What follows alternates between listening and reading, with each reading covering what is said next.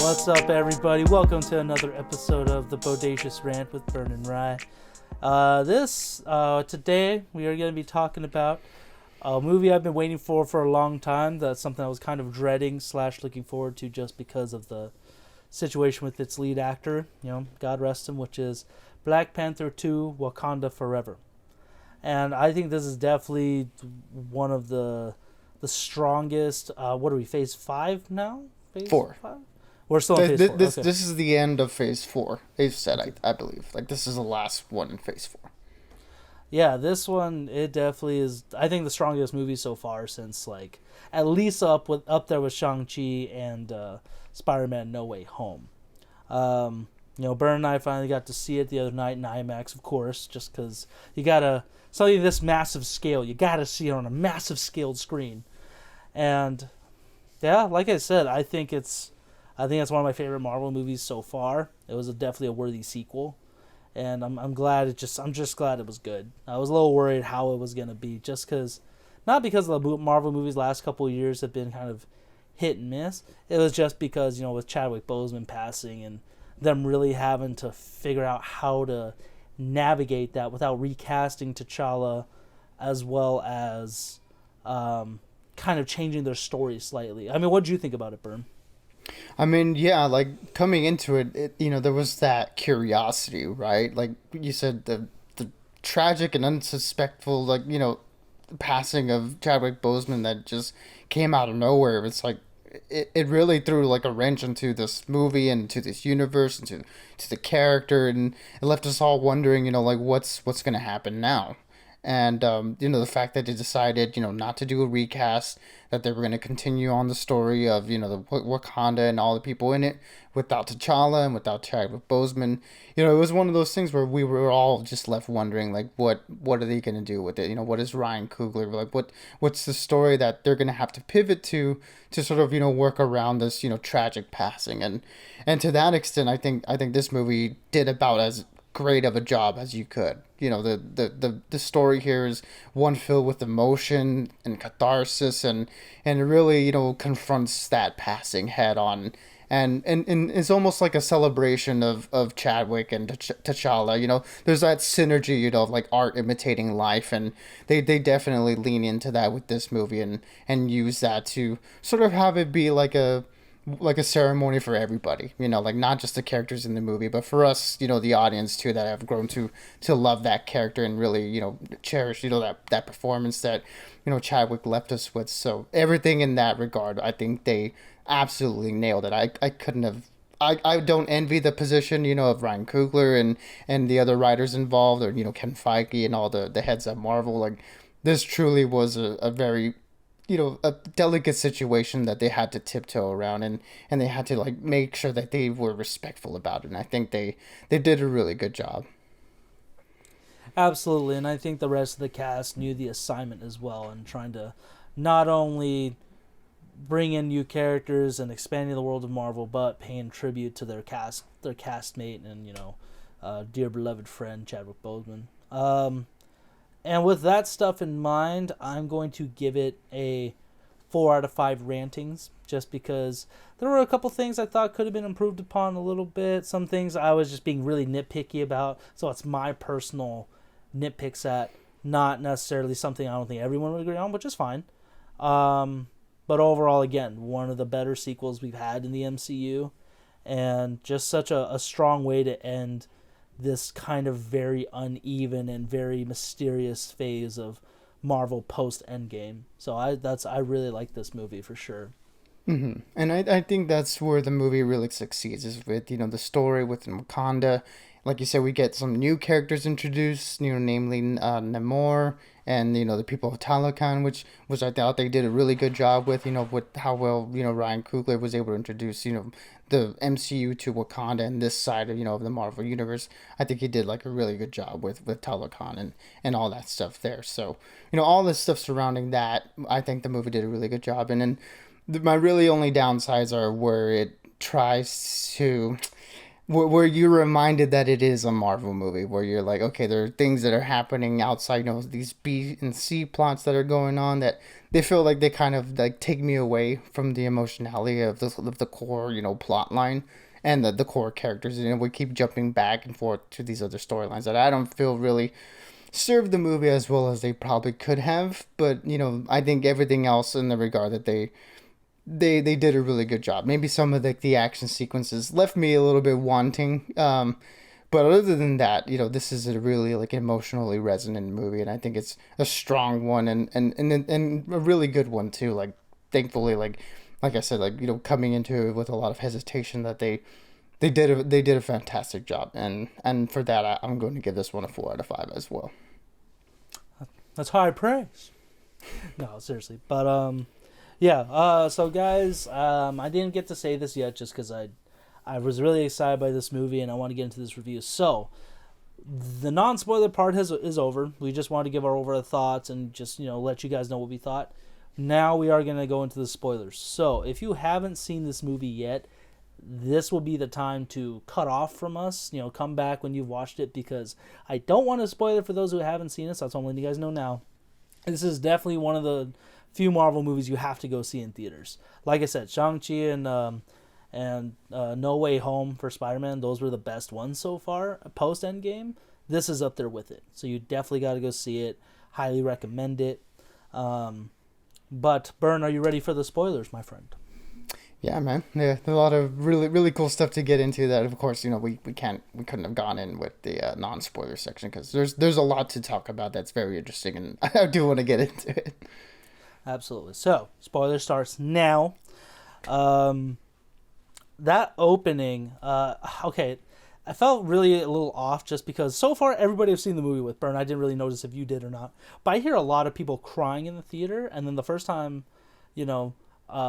a friend of mine was, crying, I could see her audibly wiping tears and stuff. I was like, oh man, am I a monster? But at the same time, I feel like I've kind of gotten over the mourning of Chadwick Boseman, so maybe that's why I wasn't. But the way they wrote his death was so close to home. I think it was the best way they could have done it. Because my imagination was that Namor or something maybe assassinated him, or somebody outside in the world assassinated him, and that's how they were going to write it. So it's just Wakanda's in this very defensive state or something like that. But I mean, how did you feel about them kind of, like you said, bring art imitating life kind of thing? Yeah, I think that the route that they ended up going with it being just like it was in real life, where Chadwick Boseman passed away due to cancer, that no one except for the people in his inner circle knew. Like it was a shock to everybody, because he told no one. And the way that they went about it with T'Challa having this illness, they don't specify what it was, but they do say that he was sick. He didn't tell anybody about it until it was almost time for him to go. Again, I think it's like one of those things where the art and in real life are sort of like meshing it together. So in terms of like emotionality, I think it really was effective, because we get to more not only the actor himself but also the characters. So there's not a lot of not a lot of like separation from the two. There's very much saying he was this character, and we're gonna go ahead and experience this in real life and within the movie. So yeah, with that opening of him passing, and Shuri like trying to do everything she can to like save him in the last minute, and it not working was very tough, and that basically that moment of silence that served as the Marvel Studios fanfare, where it was just quiet, everything inside the Marvel logo was just scenes of Chadwick Boseman. That was a really emotional moment. I didn't personally cry, but I definitely felt that, and you could hear a lot of people in the theater too. Like it sounded that like that affected a lot of people, and it was a very, very strong decision that they made there. I know it affected. Like I said, he is one of the few actors I was genuinely heartbroken about dying, because it's like I don't know them personally, but I've ever since, I think for the first time ever since he was Jackie Robinson in 42, he was immediately one of my favorite actors. He was so powerful in that. And then when he got signed on for a couple others, I haven't seen all of his movies, but I saw him in Justified as well. And when he got signed on for Black Panther, I was like, perfect casting. And he's one of the few characters in all of the MCU that I have loved his suit no matter what. That was the first time I've never had a complaint about it, and I think that was another reason why. So the funeral scene and everything about it, like I like that it was a very Wakanda treated as a very celebratory thing. Mm-hmm. You know, you see the people dancing, celebrating the life of their king. And Shuri, Letitia Wright, even though I have my gripes with her for some reasons, I think she did a great job of really portraying that. I'm sure all these actors were hurt too, because even if you didn't like the guy or something, it's like you worked with him and he died suddenly. Like it's like, oh man, that's a gut punch.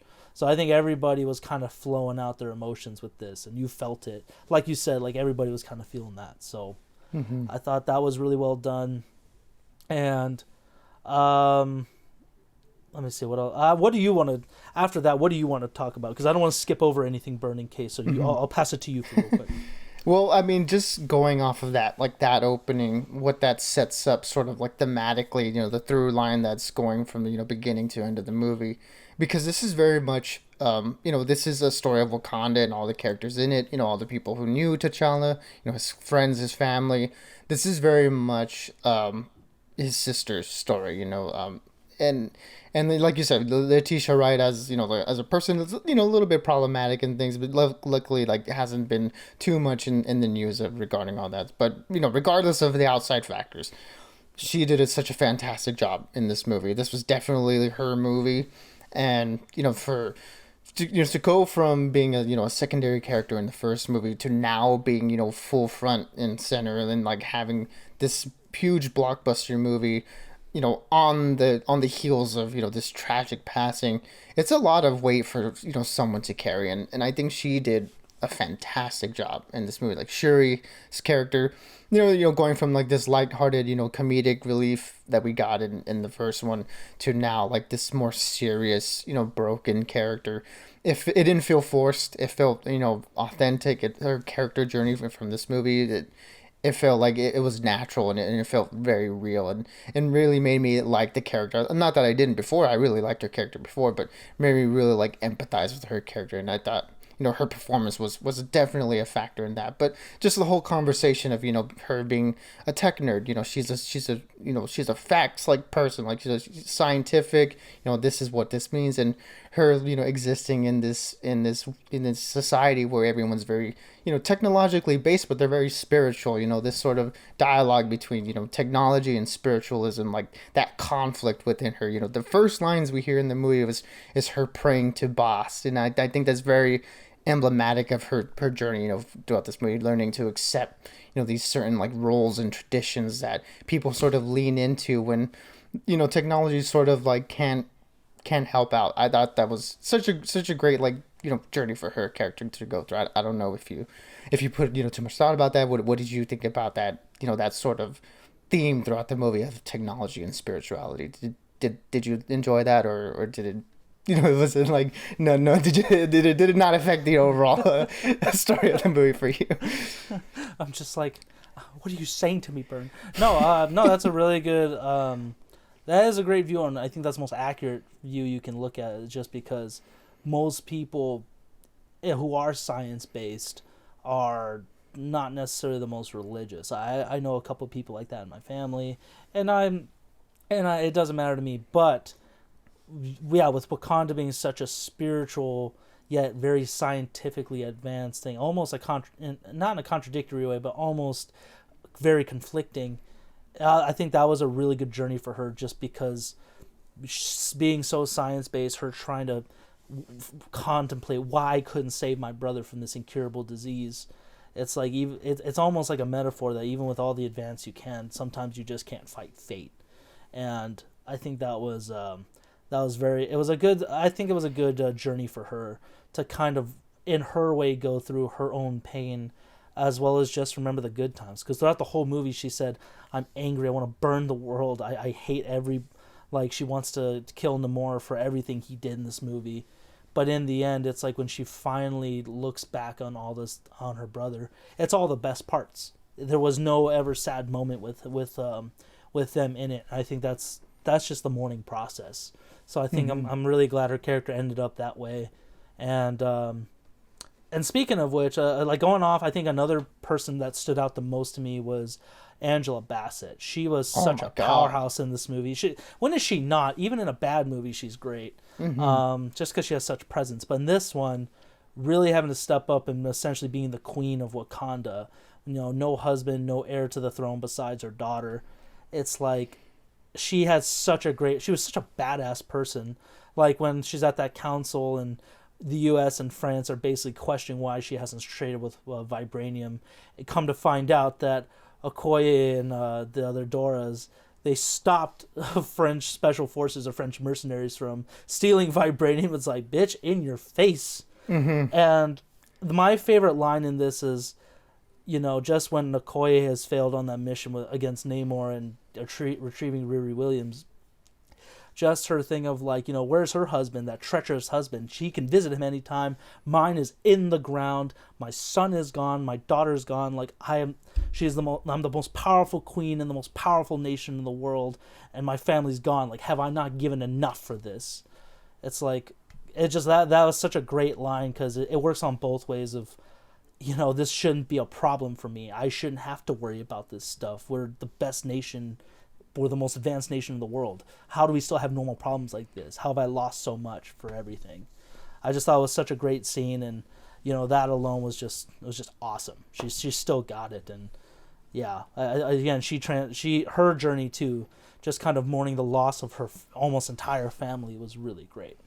Yeah, yeah. I mean, she did such a fantastic job. She was definitely like the emotional anchor of this movie, and her as an actress, she does a fantastic job. And in the first movie, they didn't give her too much to work with, but here they definitely give her a lot of great material to work with, and some of the best moments, like just like in terms of character.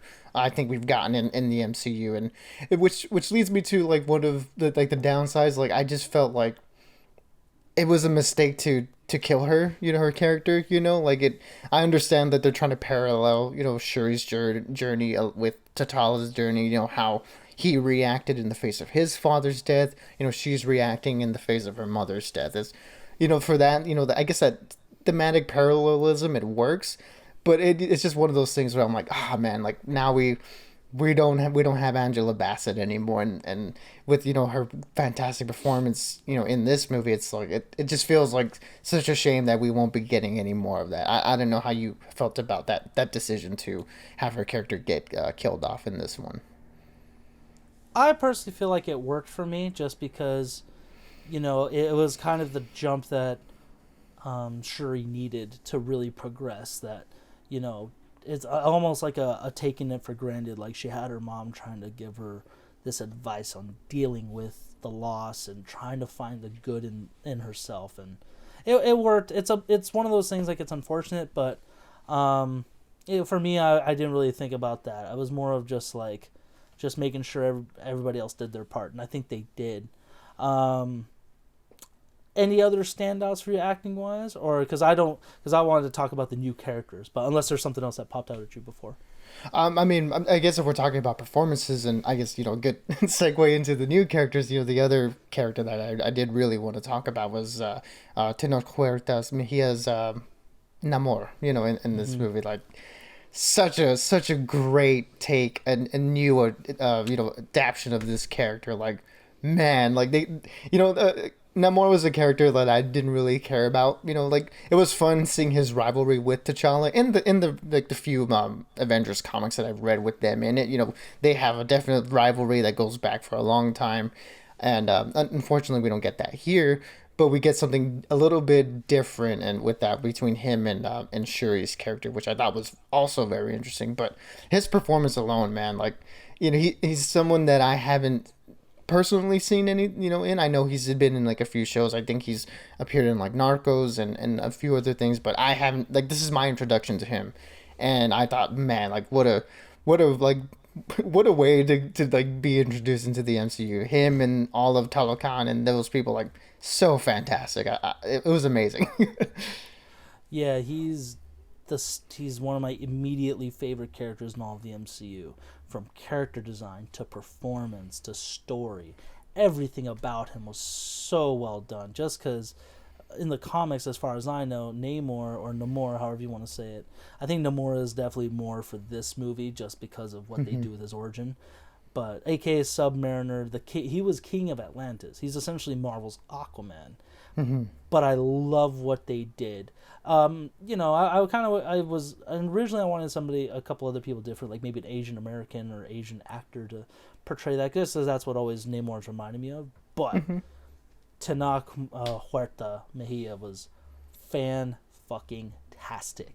I did not think how much I would like this guy, just because I've never heard of him. And I was like, this guy is not super jacked. He doesn't look that impressive. Like, all right, let's see what happens. But dude, his performance, his action scenes, everything about him. They made one of the weirdest characters with wings on his feet become one of the coolest dudes ever. Ryan Coogler really knew how to sell this guy, and just Tenoch, he really just he fleshed out the mirror version of Wakanda. So I loved it. I love the influence of the Mayan civilization and just oh my god, I think that's one of the best world building they've ever done in Marvel. I can't praise it enough. Just goddamn you, Coogler, you awesome son of a bitch. it just like I liked how they like characterized him as a leader, or like the different ways that they've shown like leaders in within the couple of Black Panther movies. He was a straight up god, essentially, cool god, which I know you were telling me. It's like, no, I know that's a real legitimate character, and it's like that made like a real like figure in mythology. I was like, I didn't really think about. I didn't know too much about that, but that solidifies it along with like Thor and the Asgardians and Hercules and all those guys. So yeah, I'm glad they brought in another civilization for this. Yeah, it's another sort of like way that they're building on, like the gods within the Marvel universe, right? Norse mythology has, their characters obviously with Thor and them, and they're fleshing out the other ones with, Shang-Chi and then what we see in Moon Knight with, the Egyptian gods, and now here we're getting, something different with, the more Mayan influence, like, South American type thing. So that was so cool. But just the way that they gave him sort of the Magneto treatment, where his motivation always comes from him wanting to protect his people, like you said, like his people revere him as a god, not just like, oh, he's our king or whatever. Like, no, like he is our god. So like he's very much is like in charge of like, okay, like I have to look out for everybody. Like he puts that weight on his shoulders. So his like the way, like, it's basically it's Magneto. Like he's willing to do whatever it takes to make sure his society is safe, whether that means killing people or like wanting to wage war on the entire surface. It's just like, man, like you understand where he's coming from when you have that sort of responsibility, and it's like, man, like, he did such a great job, and just like the look of everything was so great. And yeah, that whole underwater society. My only nitpick, and I've told you this, in our conversations, was that the underwater society of Talokan, I felt could have been a little bit more, like visually, like, vibrant. Like it's very much underwater. It's more like a more realistic approach, like that they took with the where things underwater have that sort of murkiness. It's a little bit, it looks a little bit run down. So it's like it felt like what they were trying to tell us, like this is like a thriving and like basically the equivalent of Wakanda, but underwater. I didn't sort of get that from the visuals. Maybe upon rewatch I might catch a few more things, but I was expecting it to look a little bit more like beautiful, a little bit more like thriving than it was portrayed here. But that's a nitpick, that I can give or take that, because everything else surrounding it was really good. Bernie, I've seen it twice already, and I can tell you you're not wrong. It is pretty murky. That is a bit, when you pointed that, I was like, oh, maybe that's what I was thinking. It could have been a little bit better. Just with the whole Mayan themed and stuff, they could have gone way more design wise, but I feel like they also probably didn't want to mirror too much like Aquaman from DC's Aquaman with it being super lit. But true, I think it would have made it a lot better.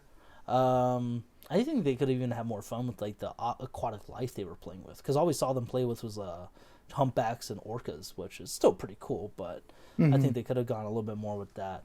And again, the rest of the costume design for the other the Talakinics is, I forgot what he said in Mayan, but basically the other Talakonians, Talakins, is that just was so well done. They definitely look like a warrior culture. It's almost like how you would expect something like that. Mm-hmm. And then the next character I wanted to talk about too was Riri Williams. Now she's another favorite character of mine, and I feel like it wasn't my favorite outing with her so far. I mean, given this is her first one, so it's not like I have really much to go off of, but. Mm-hmm. I just wish it was a little bit more impactful. It just didn't really repeat that. It wasn't like a great mic drop like Peter Parker was in Civil War. It was just kind of like, oh, we're throwing her in. Here she is. I felt like they could have. I liked the actor for it. She did a great job. I'm not sure who she was. I apologize, but and just her suits in this one I just didn't really too care for, because I really like what they do in the comics with her. Mm-hmm. But she is getting her own show, so hopefully we'll get more comic accurate stuff with that. But overall the actor was pretty funny. She had some good lines. I just felt like she fell a little flat for me. I don't know how you felt.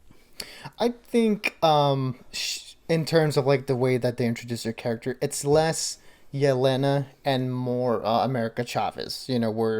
Where the way they use Riri Williams in this movie is more of a plot device than like an actual character. Like and within the plot of the movie is she's the one that she created this device that can track vibranium. And that's what sort of leads these people to finding different like pockets of vibranium in the ocean, which starts the whole conflict. So yeah, she is central to the plot in the ways that America Chavez and her multiverse jumping abilities are central to the plot of Multiverse of Madness. But with her as a character, we don't get too much from her. That again, not to discredit the actress at all. Like she did a really good job with the material that she had to work with. She's funny, she's charismatic, and immediately I want to see more from her. Dominique Thorne is her name. So yeah, she did a great job, and her interactions with the other characters was really fun. But yeah, in terms of the way that the plot goes, she is more of a plot device than just like a character with her own like motivations and characterizations and stuff. So in terms of the suits, I can't really speak to on that. Like I thought they were fine for what they were in my opinion, but definitely I think since we're going to be getting more from her in her own show or the Armor Wars movie, well, I'm sure she'll have that sort of progression in suits in the way that Tony Stark did. So I'll be looking forward to that. But yeah, I think more of her characterization will be explored in the show. It's just one of those things that I feel like Marvel's kind of like thinking maybe they can get away with certain things like this, where they can introduce a character sort of flatly and then build upon them later. I just wish that they would just endear us immediately to her, like right on the introduction. So that way I'm like, oh yeah, I'm looking more forward to her show because I like the character, not because I want to find out more about her. I mean, if they did it for her, why can't they do it for Beta Ray Bill? That's my only fucking question. I just don't fucking get it, Bern. It hurts. It hurts right here. Okay? It's a crisis. It's a real crisis. It's a real crisis. Oh God. Any other characters you want to talk about, or any other positives, or do you kind of want to just talk about the things that the other maybe nitpicky things? Like, I mean, I don't want to end on not a negative note, but maybe a couple things we feel like we could have improved upon. It's up to you. I mean, just I guess to group them in together, M'Baku and Okoye. I thought that they were really good. And Nakia as well. Lupita Nyong'o. Lupita Nyong'o. Yes, I was gonna say Penelope Cruz. I was like, no, that's not her. No, definitely two different women. Lupita Penelope. Yeah, Lupita Nyong'o. You can't confuse those great women. Don't do that. Both fantastic in their own right, for sure. But but yeah, those three characters. Three characters that were very close to T'Challa in terms of like companionship. Nakia, being his lover, Okoye, his general, and M'Baku, a friend that he made along the way, and their journeys and their sort of like the way they interact with Shuri, in particular, I thought was really well done. Everyone. One of the things that they did really great with was everyone's in their own stages of grief and mourning for T'Challa and how they're all coming at Shuri with advice or some perspective, and the way that she talks to him was really great. So them all, I guess them as a group, I would have liked to see more of them for sure. Like again, this is very much an ensemble movie. Everybody can't get all the all the screen time, but I feel like M'Baku in particular, we didn't get too much of, but when we did get him on screen, he was of course always really fun, and he had moments of wisdom there. So I thought they were all great, but the one great surprise in this movie that I wasn't expecting, but Michael B. Jordan's Killmonger, when he shows up, man, like you have one scene to work with, man, what a way to like leave a impact with your character, and coming in, we know he died in the last movie, so it was like, okay, if they were going to bring it back, how would it be? The way they did it here, I felt was like the only real great way to do it, with him being the one that comes to Shuri in the spirit realm, like, yeah, like he's the one that comes to her, because in that moment when she takes the heart, the heart shaper, she's looking for vengeance, and she has a lot of anger in her because of all the loss that she's endured. So to get that character, like to come to her and be the one to push her into this like certain path, was, I thought, a really nice subversion of what we got, in the last few movies, where they go to the what's the name? It's Ancestral not Plane. Ancestral Plane. Yeah, when they go to the Ancestral Plane, you get wise and sage advice. But we know, now that after Killmonger died, that he's there now, and he's the one that's sort of like feeding into her worst tendencies. And I thought, man, what a way to bring Michael B. Jordan back. Yeah, that was a great scene. I just kept thinking, man, she's just talking to the devil she knows, So I thought that was a kind of a way of her doing that. And then a nitpick slash cool thing was her suit had a little too much going on for me. Parts of it I really did like the teeth on the side. That was one look I really imagined for it. I liked the white, the accents of white that she had, almost like the paint that she would do for her ceremonies and stuff. Mm-hmm. But just a lot going on. I felt like it was a little too complicated compared to the simplicity of Chadwick suits, like T'Challa's first two suits. They were simple, but they had a lot of design markings and stuff. So I really like that aspect of it. But other than that, she was really cool. A good blend of Killmonger and Chadwick. That she's neither too noble nor too vengeful. She had to walk that line, and I think she did it really well. Mm-hmm. And then I guess the last thing I kind of want to talk about before we finish up was just that mid-credit scene, which was a pleasant surprise. I thought that was a really cool thing Marvel did, just to kind of end on a happy note with T'Challa, that, after she burns her, her funeral dress, essentially, just to kind of, that's what her mom taught her. When Nakia walks down with that little kid, I was like, oh, no way. And just, oh, it was so adorable. And she's like, I'm like, Toussaint is my Haitian name. And when she said Zongobani, it's like, I'm Prince T'Challa. I was like, oh, like, that's adorable. The kid that they got looked a lot like Chadwick too. So I thought that was pretty well done. And it's just, I think it's Marvel's way of saying, don't worry, T'Challa will live on. We just can't do it right now. So I think that was another really respectful and just great way to end on a legacy note. You know what I mean?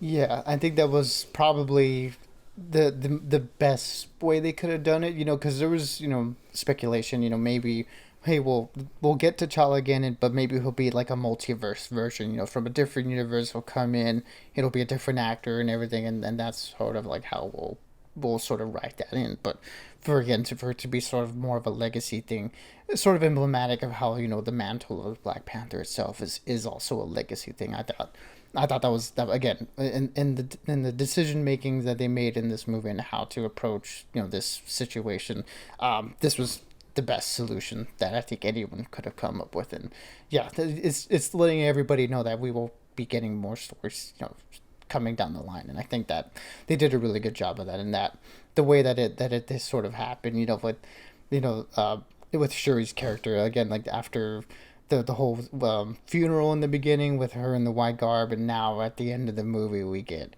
her burning it. It was sort of like symbolic of like, now, like us watching this movie, we can all sort of like let go and move on. I thought it was very cathartic, and for this to come right after that was like, okay, it was perfect because now we can put sort of Chadwick and T'Challa to rest. We've had our grief, we're sort of like being able to like walk past it and move on, and now it's like, okay, just a little slice of what's to come in the future. I think that was handled fantastically, and I think Ryan Coogler and everybody did such a great job with that.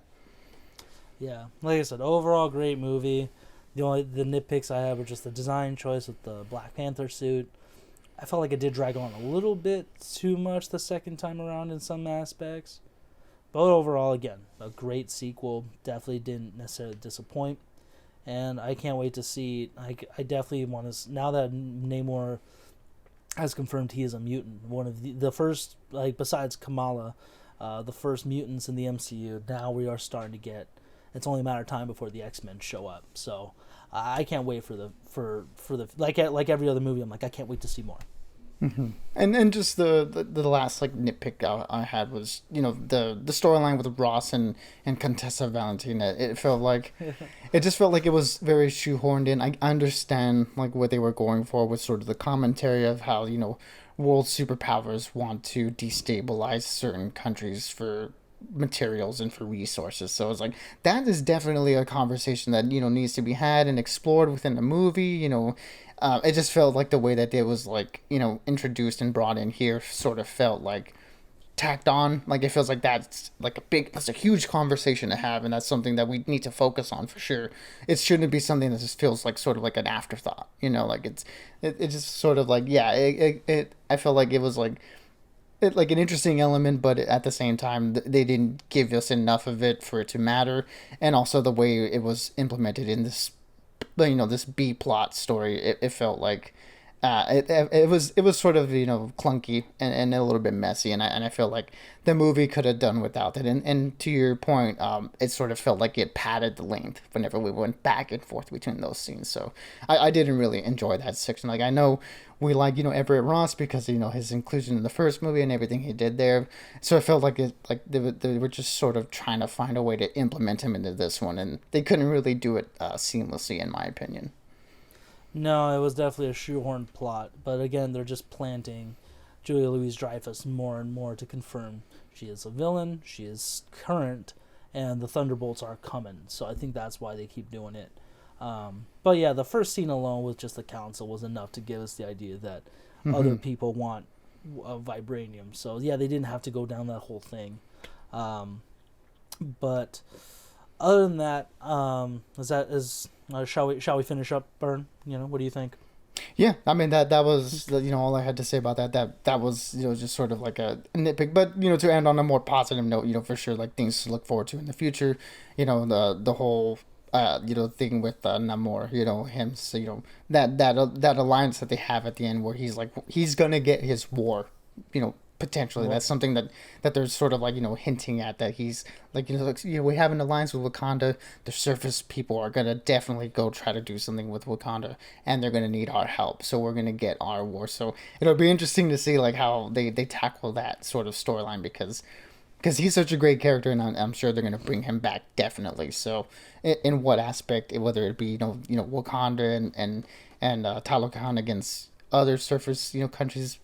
I don't know what it's going to be, but the more we get of his character, the better it's going to be because he was awesome. Everyone in Talokan was awesome. I just want to see more of it. I absolutely do, especially just him, man. He was so great. But for guys, for our fellow ranters, what did you guys think of this movie? For those who saw it, did you love it? Did you hate it? Did you cry? Are you a Tenoch Huerta fan after this? We'd love to know. So. Let us know in the comments, and of course, please do not forget to give us a like, ring the bell, and subscribe. We appreciate the support, and as always, guys, stay bodacious and keep on ranting for the both of us. Absolutely, everybody. Be good, be safe, and we'll catch y'all on the next one.